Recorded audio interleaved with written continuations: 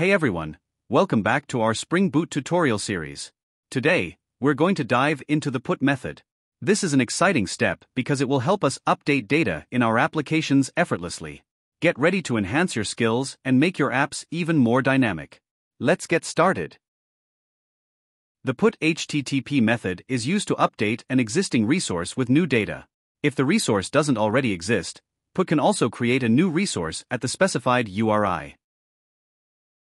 Let's discuss when should you use put. Updating resources.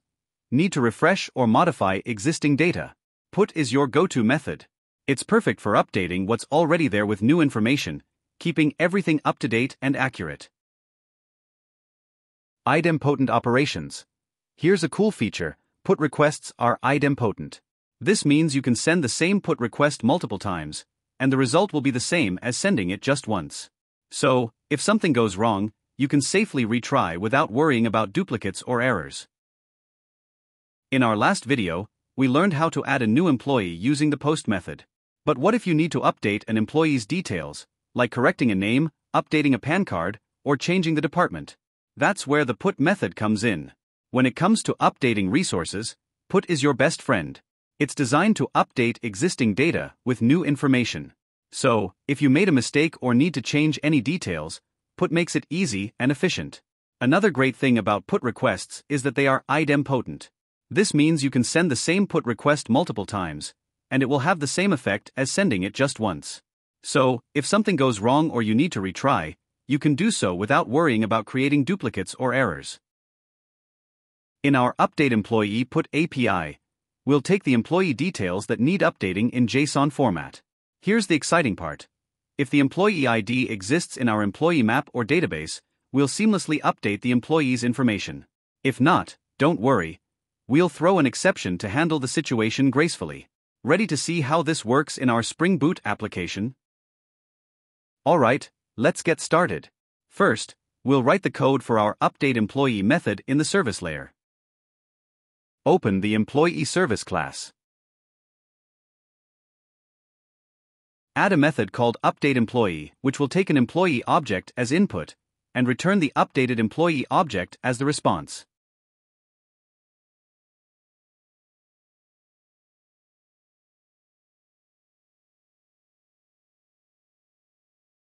Open the Employee Service Impl class to provide the implementation for our UpdateEmployee method.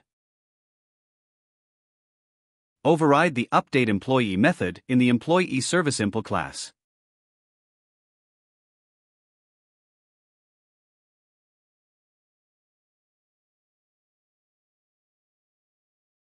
First, let's check our employee map to see if this employee ID exists.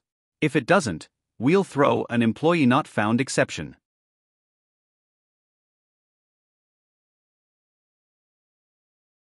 To throw an exception, first need to create our custom employee not found exception.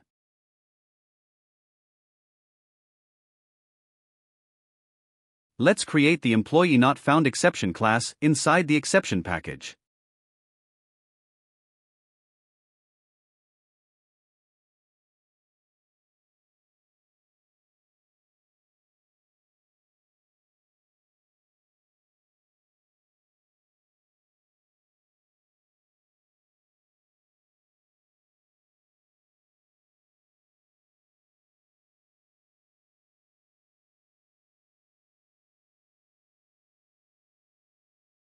Extend to runtime exception.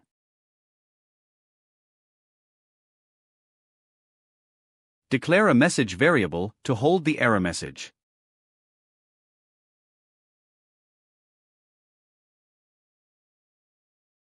Create a getter for message variable by using the @getter annotation just above the class. Now, let's define a constructor that takes employee ID as input, creates a message, and assigns it to variable.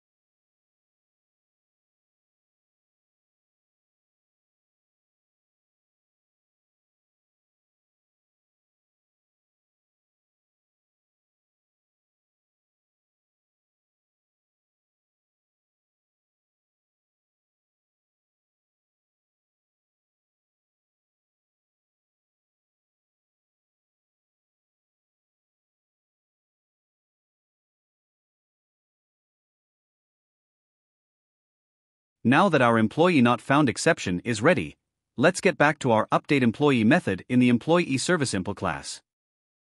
If the employee ID is not found, we'll throw an employee not found exception.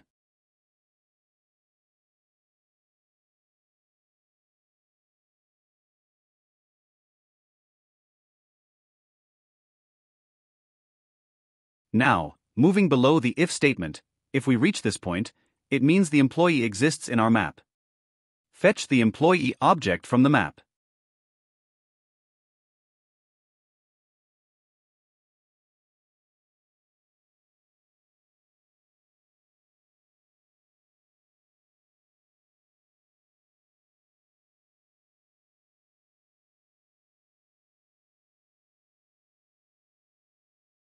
Now, let's take a look at the employee object.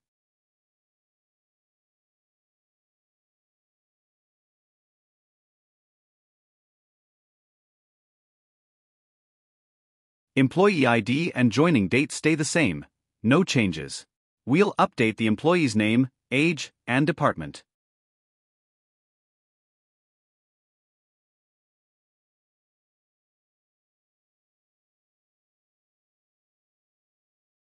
Take the employee object from the request and update our existing employee in the map with the new name, age, and department.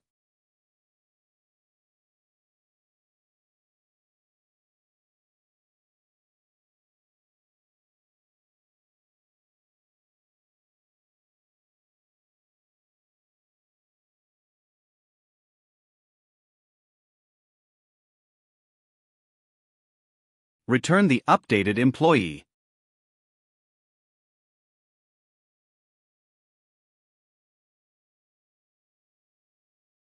Let's quickly recap what we've done in this method. First, we checked if the employee exists in our map. If the employee isn't found, we throw an employee not found exception. If the employee exists in our map, we update the name, age, and department with the details from the request.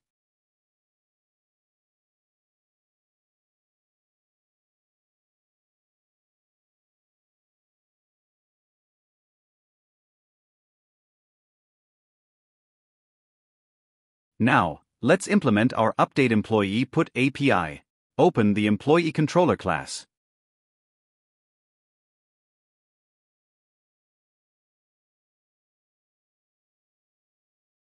Now, let's see how to implement the update employee put API in Spring Boot.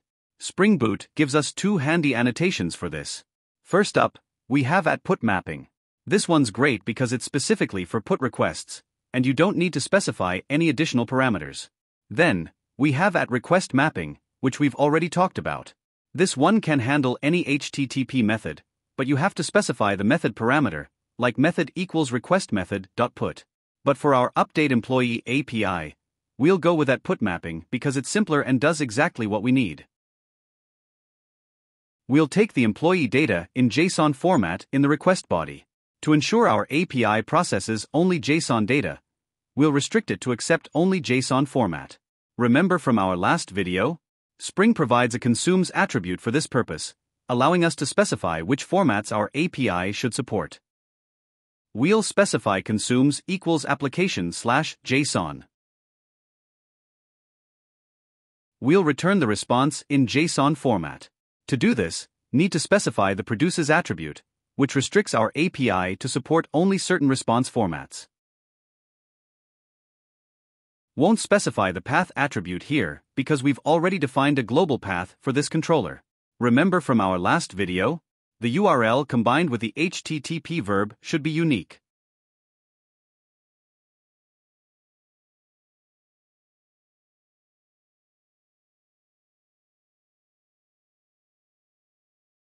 We've defined the @put mapping annotation, now need to create the corresponding method. Let's define update employee, which will take an employee object in the request body and return the updated employee object as the response.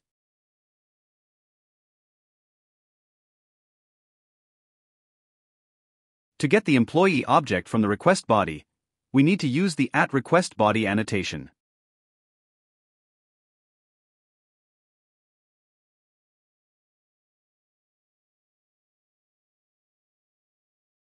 Now, let's call the updateEmployee method from our employee service to handle the actual update.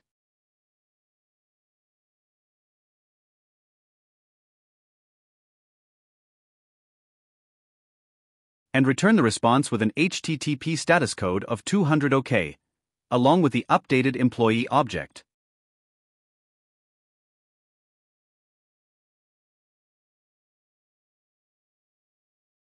Now that everything is set up, let's start the application.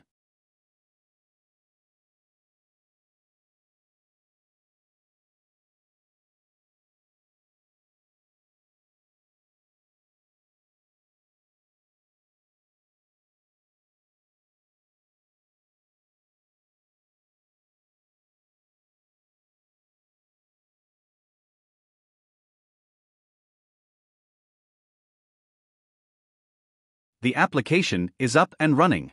Now, let's open Postman to test our updateEmployee API.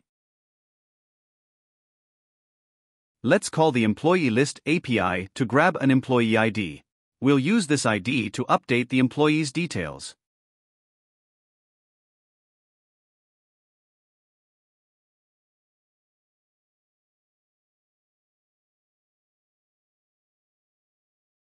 Alright, I've picked employee ID 3. Now, let's get the current details of this employee.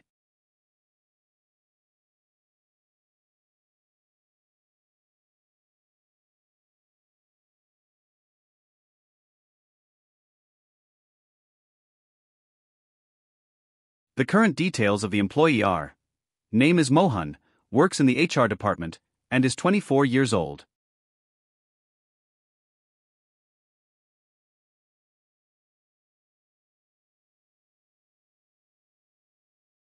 Let's copy this response because we'll use the same format for our update. Alright, let's get hands-on and create a new HTTP request in Postman.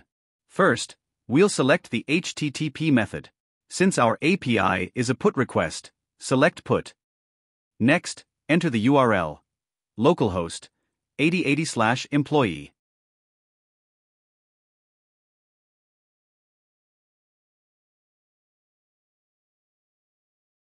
Now, click on the Body tab. You'll see an option for RAW. Click on that. Once you click on RAW, you'll see a drop-down menu with options like XML, JSON, text, etc. Select JSON from the drop-down. As soon as we select JSON, Postman automatically adds content type, application/JSON in the headers, indicating the format of our request. If it's missing, please add content type as the key and application/JSON as the value in the headers. Now, paste the response we copied earlier into the body. Let's remove the joining date field from the pasted response. Change the name from Mohan to Sohan and update the department to QA.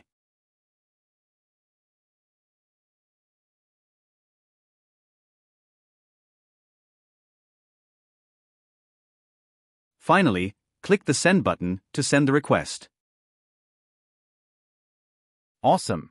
In the response, you can see on the screen that the name is now Sohan, the department is QA, and the age is 24. These are the updates we made. To double-check, let's use the getEmployee API with the employee ID as a path variable and verify the changes. Let's send the request with employee ID 3 to verify the updates. As you can see in the response, the name is now Sohan, the department is QA, and the age is 24. Our update was successful. What if we send an employee ID of 10 to the updateEmployee API? Let's find out, because this ID doesn't exist in our map. We tried updating with employee ID 10, but since it doesn't exist in our map, we got an exception. We haven't implemented any exception handling yet, so Spring took care of it and returned an error response in its own format, as you can see on the screen. In a separate video, we'll learn how to handle exceptions and customize our error responses. Stay tuned for that. Now it's your turn. Give it a try with different employee IDs. You can even add a new employee and then update their details. Dive in, experiment, and see the power and flexibility of our API in action. Have fun and happy coding. Let's recap what we've covered today.